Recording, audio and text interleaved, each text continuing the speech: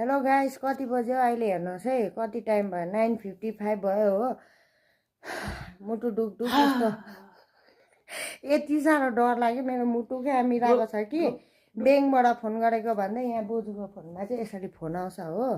Phone आउँछ, ब्याङ्कबाट बोलेको भन्छ, मनदीप छेत्रीले लोन लिएको थियो, कुनै के भन्छ, को बोलेको, मनदीप छेत्रीको आमा बोलेको, के भन्छ, होइन मनदीप छेत्रीको आमै बोलेको, के नभनेको 12-13 लाख लोन लिएको थियो, कुनै के जाति भन्छ। ल म त मन ढुकढुक भयो, तँ को बोलेको, मनदीप छेत्रीको को हो भन्छ मलाई हो, म मनदीप छेत्रीको साली बोलेको, के न भन्छु हो। लोन लिएको थियो यस्तो यस्तो ब्याङ्कबाट होइन, अहिलेसम्म तिरेको छैन, फोन उठाउँदैन, उसको वाइफले पनि मनदीप छेत्रीले पनि फोन उठाउँदैन भन्छ हो। म त डर लागेर बोजू त झन् मन्जली बहिनी भन्दै मलाई बोलाउन आइपुगेछ। डरले मुटु ढुक भयो, म त को नानीहरू पो के भएछ क्या भन्दै हो।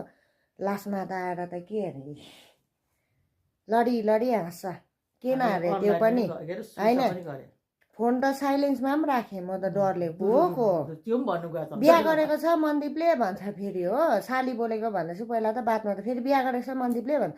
म त डर लागेर यस्तो मुटु ढुकढुक भएन, फोन काटिदिएँ कि भन्नुभयो। साँच्ची नै मेरो भेनाले लोन लिएको छ भने त मैले के भन्नु, भरे बिहा गरेको छैन भनेर मेरो भेनाले ढाँटेको छ भने म त हो सम्झेर फोन काटेँ होइन। भरे त लास्टमा त के अरे प्र्याङ्क गरेको अरे भगवान्।